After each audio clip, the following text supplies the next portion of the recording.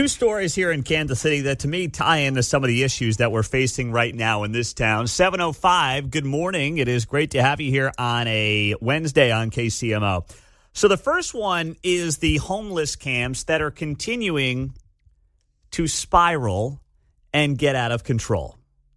And now you've got Fox 4 talking to a Kansas City daycare owner who is raising the alarm about a homeless encampment just steps away from her facility, saying that city leaders aren't doing enough.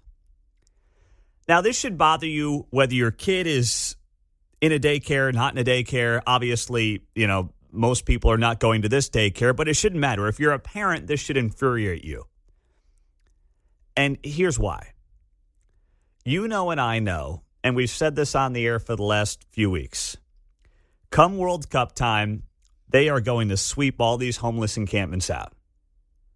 They will clean up the city for a month. They will put their best foot forward. And then it's going to go back to business as usual.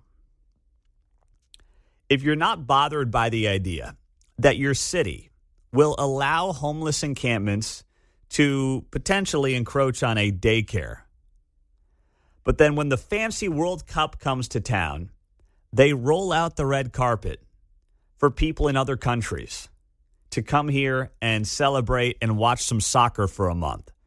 If that doesn't light you up, I don't know what will. It doesn't matter if it's your kid going to this daycare center, this Rising Sun Learning Center in the Watts Mill Shopping Center. That's not the point. The point is you've got kids in Kansas City who have to go to a daycare, this daycare, which is basically right off State Line Road and 435. It's right by our buddy Jasper, actually. Right by that Gates Barbecue over there. If you're not bothered by that, if you can't look at this for what it is, a city that is probably going to make sure there's no homeless people in town for the month of July 2026 because of a soccer tournament, yet we've got little kids at a daycare who we can't guarantee their safety because the city won't do anything about the homeless encampments now. This is as bothersome as it gets, John. Yeah, it seems to me this is like the opposition to the stadium and the crossroads. There can be a lot of different reasons to oppose this. I mean, if you're to the left and you say, hey, you're not helping these homeless people by just moving them out, or houseless, as they would say, and just moving them. You're not helping them there. So all sides can be together on this. There's a lot of reasons to oppose it. Absolutely. And, to me, it's apolitical to your point. The left and the right should be coming together and saying, first off, the children's safety has got to be first and foremost here. And we've talked to Jasper about some of these homeless issues he's had down in that part of town. So he's talked about it. And I know he's been fed up with the city at times. Now we've got somebody else right down the block there at 435 and State Line saying, I've got a daycare here, and I am concerned about the homeless encampment that we are dealing with in our backyard. And the city council, and I know, that this person at this daycare probably reached out to city council multiple times, talked to law enforcement, and now they have to go to Fox 4. So good on Fox 4 for running the story. I mean, once again, there's a lot of places in town that wouldn't run this story because it doesn't fit a certain narrative. But you've got other business owners in the shopping center who are frustrated. They said that they have repeatedly had to clean up the area themselves, including picking up weapons and drug paraphernalia with little help from the city. What are you paying taxes for when you're picking up drug paraphernalia and weapons outside of your business, outside of your daycare, where you've got little kids spending hours every single day, and there's a homeless encampment right down the road? Just this week, for the fourth time, property owners said that they were forced to clean the area where they found piles of weapons, machetes, piles of drug paraphernalia, walking distance from where this daycare is and where these kids are on a regular basis when they do their fire drills. This is just total embarrassment. So they talked to Jonathan Duncan. Here's the statement from Jonathan Duncan, who he wouldn't go on camera with Fox 4. Now, Jonathan Duncan, as you may recall, is the KC Tenants guy on the city council. He's the Mamdani wannabe in Kansas City. He sent the following statement to Fox 4. They've been out to this camp 3 consecutive days, and they've been out there previously. According to our director, the team has responded to these businesses' concerns dozens of times over the last year and have a good relationship with them. That said, the camp is largely abandoned with maybe 1 or 2 people that they've been unable to make contact with. They remain ready to assist as needed, but also told me camps on private property are a trespassing issue where KCPD can be called to address. Well, that's a lot of nothing, isn't it? Uh-huh. Well, what about camps not on private property? How about you take some damn responsibility? You're the city councilman for South Kansas City. Do your job. And South Kansas City has quietly been one of the parts of Kansas City where there has been an increase in crime and not enough people are talking about it. I know folks who live in South Kansas City, and they've dealt with some of this uptick in crime, and they're fed up. South Kansas City is North Grandview, so I'm familiar with the whole drill. I mean, Longview Road and Blue Ridge is just the worst part of the town. Exactly. Yeah, you know it all too well. But there's a lot of these really nice neighborhoods who are now dealing with some of this uptick in crime, and it's not getting nearly enough attention because the crime is still really bad in other parts of Kansas City. So, that statement from Jonathan Duncan reads like a lot of nothing. A lot of, well, they're doing something, and they should be doing something, and finger point here and finger point there. And it's like, bro, would you just, first off, go on camera? Like, get your mug. I know he's got a terrible haircut. I mean, he's like, stuck a hippie curly haircut stuck in the, when was that haircut popular, Mark? Maybe like the early 90s, there was kind of that trend when people had that kind of long curly hair thing going, that grunge look, Oh, yeah. That was quite a look. So that's the look he's got going. Maybe he doesn't want to go on camera, but dude, own it, okay? Just own it and step to the plate, man. None of this is good for Kansas City. 913-408-7957. Eli is in Kansas City. What's up, Eli? You're on KCMO. Hey, Pete, yeah, I own a 1-acre residential lot. It's just a vacant lot about a mile east from there. And we have almost constant homeless presence and illegal dumping. We've spent tens of thousands of dollars to clear the brush and the trees to try and discourage it. But the city has fought us every step of the way in terms of actually securing the lot. They've said we can't put fences up because it violates city ordinance and all sorts of stuff. But they also won't come help us control the homeless population that's actually on the property. So, as a property owner, I don't even know what we're supposed to do ourselves to try and stop this problem. Well, so you're trying to say, hey, I'll put some fences up. They say, no, you can't do that. And then you say, okay, help me with the homeless and the dumping and things like that. And what do they say to that? Do they say we don't have the bodies, we can't do anything? What's their answer?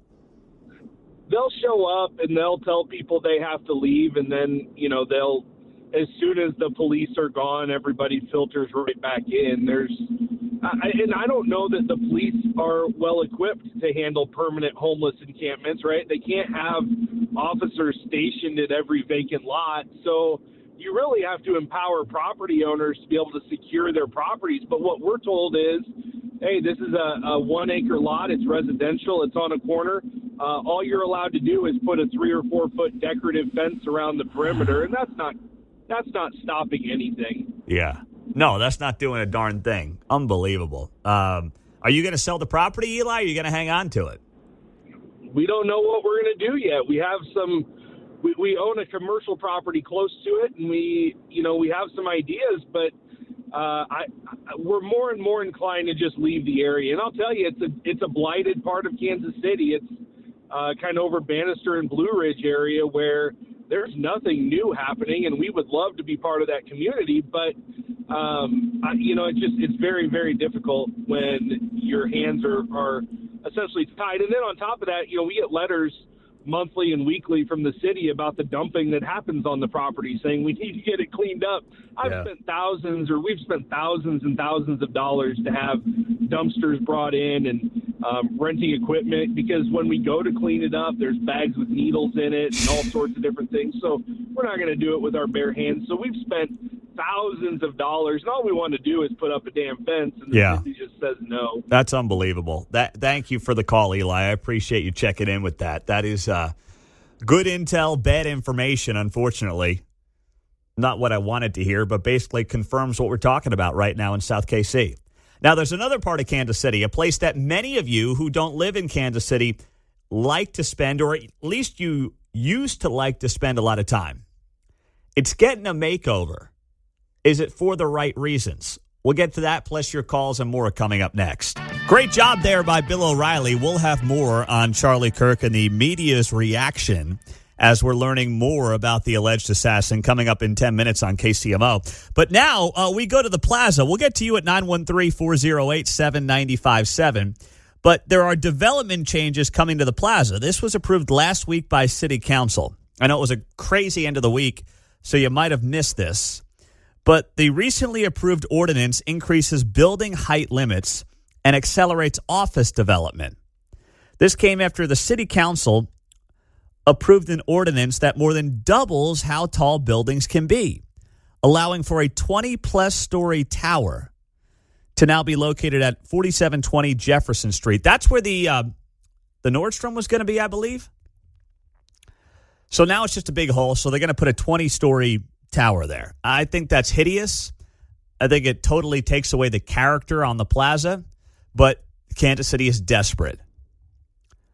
They are desperate to get some type of reinvigoration down there that brings people back to the Plaza. I don't think this is going to be it, because what this is basically doing is when you've got a foundation problem in your home, you decide what you have to do is totally revamp and remodel your kitchen. It'll make you feel good. It'll look really nice when you walk into your home and when somebody else walks into your home. But if you've got a foundational issue, a structural issue, and your house floods every time you get a half an inch of rain, what's the point in having a really pretty kitchen, especially when nobody in the house cooks? That's basically Kansas City. No one cooks, the foundation is broken, but damn, that kitchen's going to look good. Spending money you don't have in places you shouldn't be spending it. That's Kansas City right now.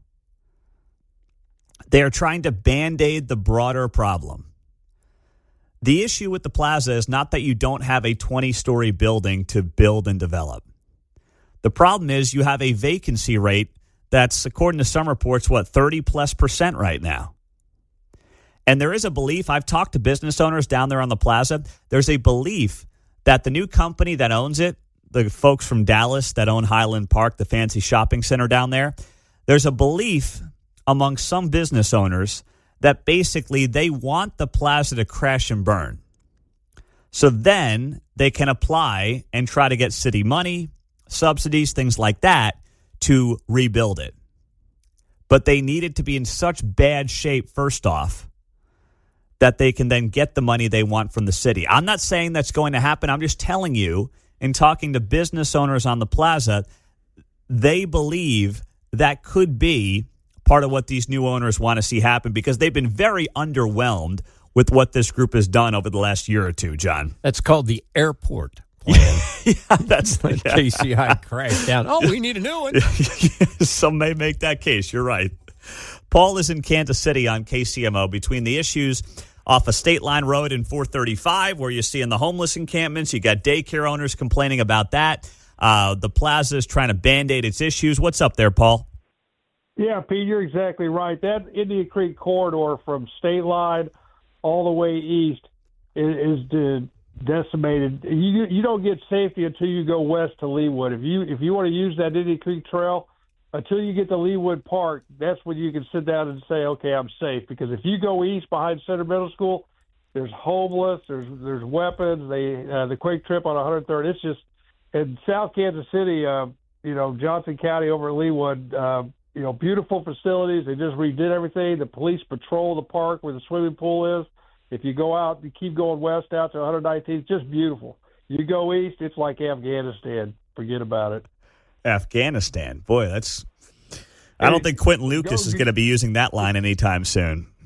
Well, I don't think he'll walk east from Wardle and go on Indian Creek Trail and walk east. I bet he won't do that by himself. Well, he's got police patrol with him, so he might do it. He does. Must be nice, right, Paul? It sure is, but I sympathize with that daycare business. I understand what she's talking about. Yeah, it's a bad deal. You got this daycare. It's also right behind the Tesla dealership that got firebombed a few months back. So maybe that's where some of those people are hanging out now, too. Right behind the Tesla dealership, you've got Rising Sun Learning Center, a daycare, and you finally have ownership there saying, we have little kids who are just steps away from homeless encampments where there are machetes and drug paraphernalia all over the place. And the city's doing what? Well, at the very least, if you give them the benefit of the doubt, they're not doing nearly enough.